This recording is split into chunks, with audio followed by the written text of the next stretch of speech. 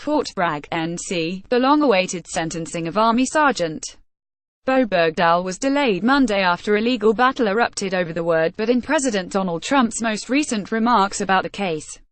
Bergdahl's defense team argued that their client could not get a fair shake from the court because Trump, during a Rose Garden appearance on October 16, at first said he couldn't talk about the case and then added, "But I think people have heard my comments in the past."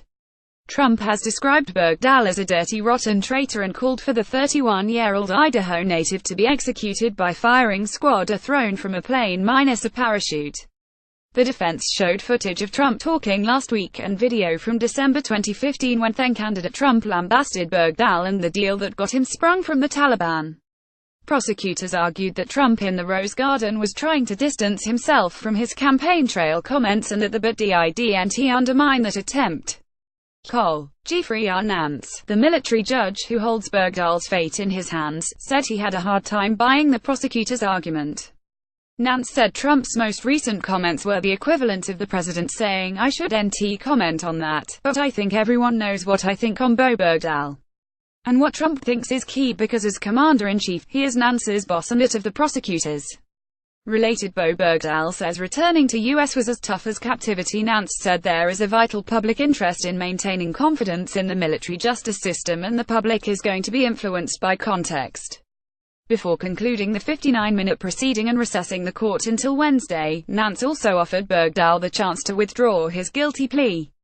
He refused. His lawyers have argued that the only way to ensure a fair sentence is take any possible jail time off the table.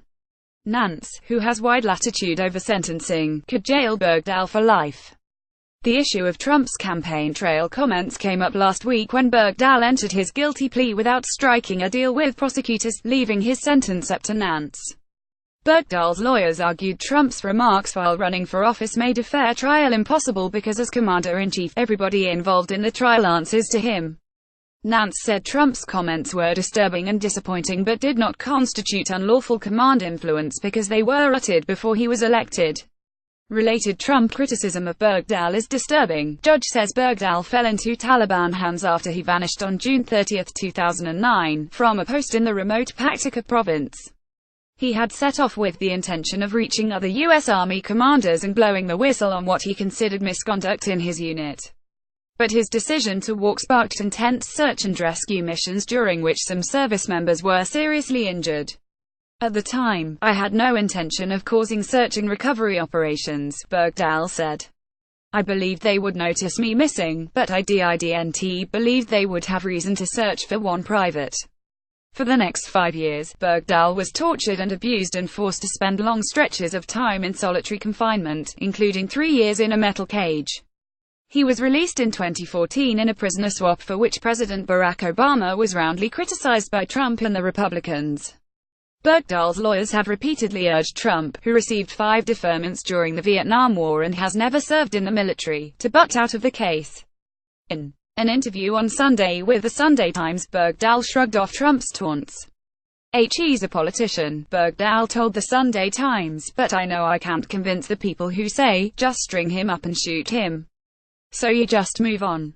Morgan Radford reported from Fort Bragg, NC, and Corky C. Mazco reported from New York.